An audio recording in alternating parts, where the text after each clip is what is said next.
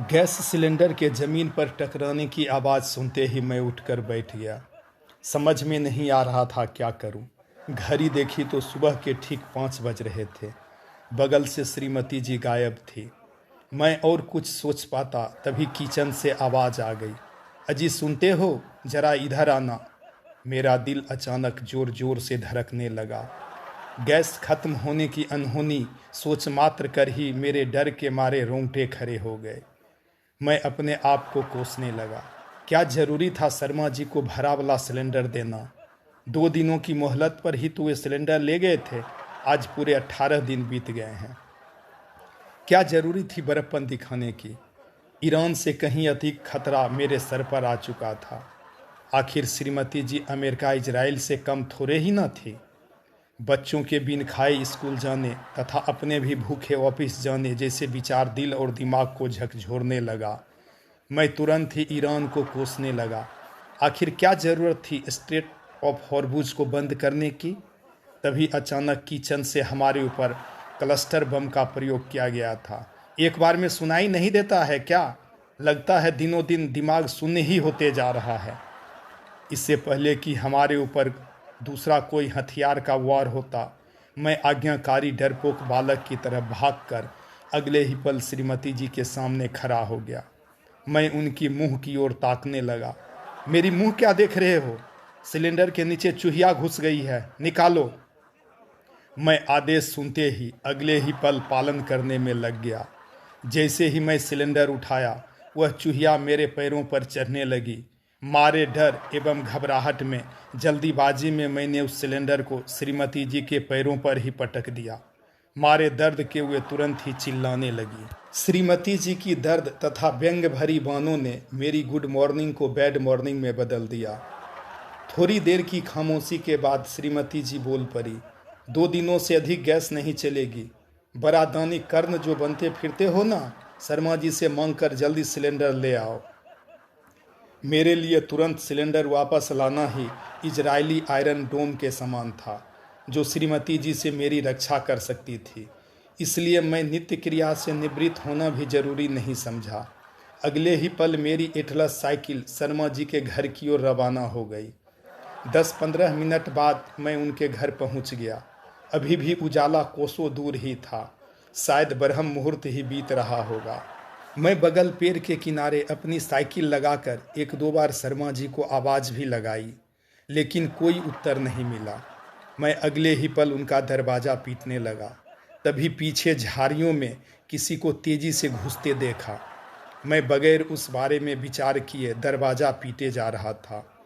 अचानक दरवाज़ा खुलते ही सामने घूंघट में शर्मा जी की औरत खड़ी दिखाई दी।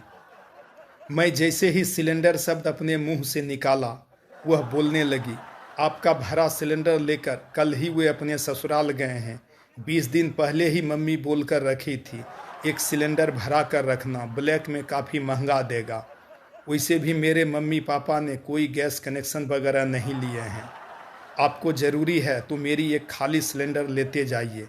इतना बोलकर वह अंदर चली गई। अगले ही पल वह एक हाथ में सिलेंडर तथा दूसरे हाथों में 892 रुपया लेकर हाजिर थी। मेरी तो काटो तो खून नहीं जैसी हालत हो गई। अगर शर्मा जी उस समय मिल जाते तो मुझसे ज़रूर कोई अनर्थ हो जाता। 892 रुपया को अपने पॉकेट में रखने के बाद एक हाथों से सिलेंडर घसीटते घसीटते अपनी एटलस साइकिल वाली स्थान पर ले आया। अचानक मेरी चीख निकल गई। लगभग 40 सालों से साथ निभाने वाली वह दहेज वाली साइकिल किसी ने चोरी कर ली थी।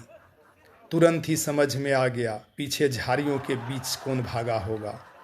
इधर उधर नज़र भी दौड़ाया, लेकिन कुछ भी पता नहीं चला। थक हार कर 3 किलोमीटर की यात्रा पैदल ही कंधे पर सिलेंडर लेकर चल दिया। अपने आप तथा उस चूहिया को रास्ते भर काफ़ी भला बुरा सुनाया। घर पहुंचने पर श्रीमती जी ने एक बार फिर संजू सैमसंग की तरह छक्कों की बरसात कर दी थी। मोबाइल से कई बार गैस बुक कराने का प्रयास भी किया, नाकामयाबी ही मिली। हार कर एक बार फिर कंधे पर उस सिलेंडर को उठाकर गैस ऑफिस की ओर चल पड़ा। वहां पहुंचकर देखते ही मेरा प्राण हलक में आ गया। लगभग 500 लोग ऑफलाइन बुकिंग के लिए सिलेंडर के साथ लाइन में खड़े थे। एक ही काउंटर काम कर रहा था, वो भी 2 बजे दिन बंद हो जाता। लाइन में कुछ लोग तो 12 बजे रात से ही लग गए थे। मैं बेबस एवं लाचार हो चुका था। तभी एक आदमी जो बार बार मुझे घूरे जा रहा था बोला, सिलेंडर चाहिए? मेरा चेहरा अचानक खिल उठा। अगले ही पल 2500 रुपया सुनकर मुरझा भी गया। काफ़ी सोच विचार कर मैं हामी भर दिया, इस शर्त पर कि मेरे घर तक पहुंचानी होगी। अगले ही पल उसके मोटरसाइकिल के पीछे मैं सिलेंडर पकड़े अपने घर की ओर चल पड़ा। घर पहुंचते ही मैं सकपका गया। सामने दरवाजे पर एक सिलेंडर रखा हुआ था। मैं हिला डुला कर तुरंत देखने लगा। सिलेंडर सचमुच में भरा हुआ था। तभी श्रीमती जी बाहर निकलते बोली, शर्मा जी अभी अभी दे कर गए हैं। बोल रहे थे ससुराल के लोग उनके पहुंचने तक उपला और सूखी लकड़ी काफ़ी मात्रा में खरीद कर ला चुके थे। तभी वह सिलेंडर वाला व्यक्ति बोलने लगा, मुझे जल्दी से विदा कीजिए। श्रीमती जी बोली, अच्छा हुआ 2 भरा सिलेंडर घर में आ गया। उसे क्या पता था यह सिलेंडर 2500 रुपये का है। कुछ ही देर बाद चुपचाप से उसे रुपया देकर विदा कर दिया। समझ में नहीं आ रहा था अपने किस्मत को दोष दूं या शर्मा जी को। श्रोताओं, हास्य व्यंग से परिपूर्ण यह कहानी कैसी लगी जरूर कमेंट करें। जल्दी ही अगली कहानी के साथ एक बार फिर मिलेंगे। अपना तथा अपनों का अवश्य ख्याल रखें। धन्यवाद।